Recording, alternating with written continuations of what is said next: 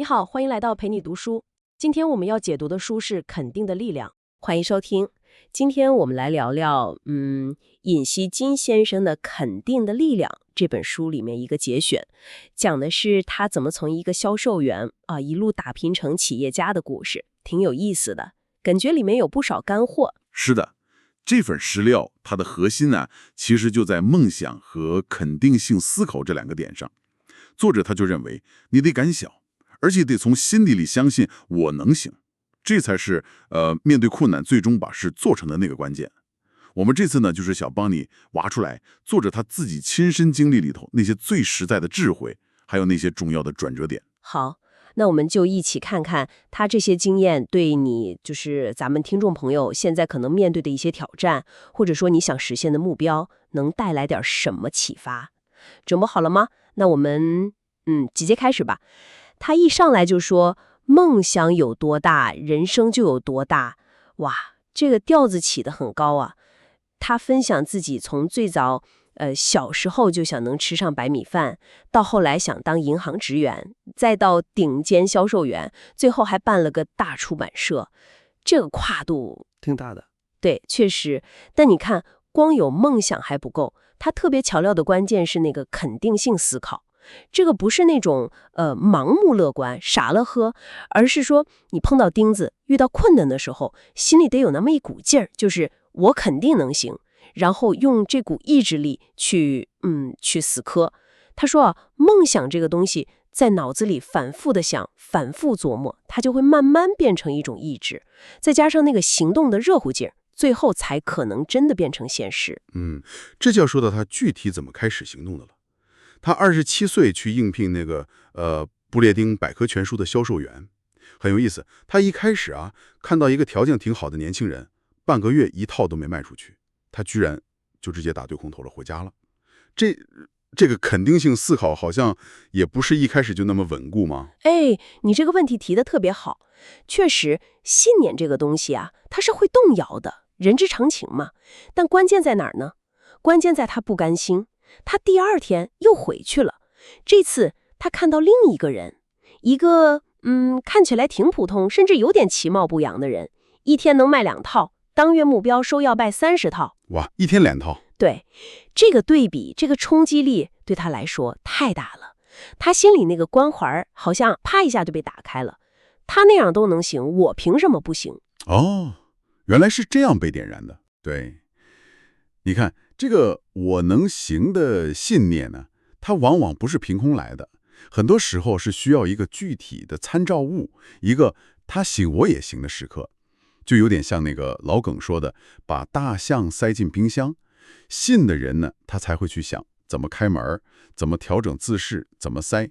不信的人一开始就说这不可能，直接就放弃了。有道理。那行动起来之后，真正的考验就来了。他在三仙浦出差那段经历，听着真是，有点惨。他跟同事连续1天半没签到一个单子，饿得眼冒金星，甚至都想到要把手表当掉换点饭钱。那个时候是什么让他扛下来的呢？这个就是他出发前给自己立的一个规矩，或者说一个决心，不开张就不吃饭。这听起来有点狠对自己，但这成了他的底线，一个不能退的坎儿。当他饿到那个极限的时候，反而激发出一种怎么说呢？一种豁出去的劲头，硬是强打精神，撑着去拜访下一个客户，最后还真就成了那一单。哇，在那种状态下还能承担？是啊，所以他后来感悟特别深，就是说越是难啃的骨头，你费了9牛2虎之力啃下来之后，那种收获感，那种自信心的提升是完全不一样的。信念在那种绝境里头，确实能把人的潜力给逼出来。而且他不光是能扛事儿，他还挺会做人的。他签了那第1单之后，不是说完了就完了，他立马去买了块小蛋糕，回去感谢那位金总理，而且还特意记住了人家儿子的名字，叫什么？英哲。对，就是这个细节，英哲。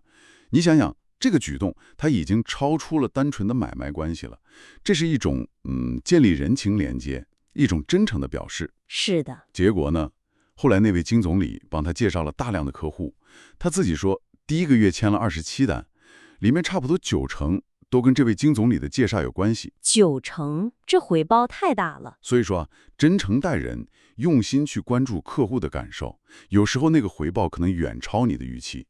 同时呢，他还提到一点，就是别人节假日休息的时候，他坚持去工作。这个我也注意到了。这不光是说，能多点签单的机会，更深层看，他是在做别人不愿意做或者想不到去做的事情。这种与众不同的行为本身，就在帮他积累一种心理上的优势，一种自信。说得对。不过，就算是后来成了顶尖销售员，好像也不是一帆风顺的。他也经历了业绩下滑，开始自我怀疑。哎呀，这个人可能没钱买，那个人大概不喜欢看书，脑子里全是这种消极的念头，甚至都想辞职不干了。对，这个很真实。很多看起来很厉害的人，其实都会遇到这种平台期，或者说倦怠期。他的转机来于他的经理，经理没跟他讲太多大道理，就提了一个要求，像你以前最拼的时候那样，再努力干1个星期试试。就1个星期？对，就1个星期。结果呢，他心态调整过来，就真的在那个所谓的最后1周里，一口气签了11单。那个状态，那个热情一下子就全回来了，找回感觉了。是的，这个经历就特别说明一点，很多时候我们最大的敌人可能不是别人，而是那个满足于现状、有点懈怠的昨天的自己。只有不断的跟自己较劲，去寻求一些改变和进步，哪怕是很小的，才能持续的成长。安于现状，其实往往就是退步的开始。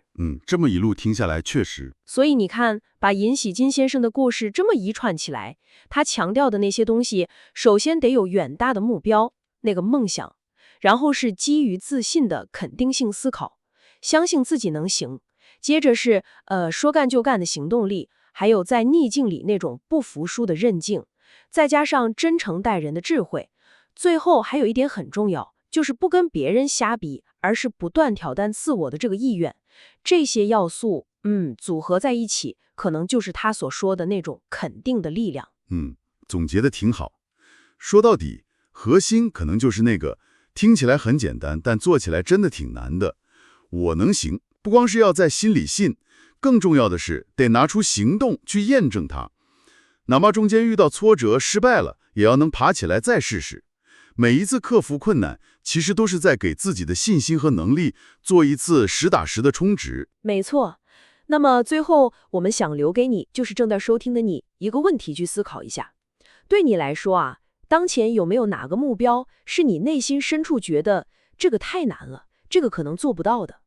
不妨借鉴一下作者的经历，想一想有没有那么一件小事儿，一件别人可能觉得没必要或者不屑于去做的行动，可以把它当作是你靠近那个目标的第一步呢？这个问题你可以慢慢琢磨琢磨。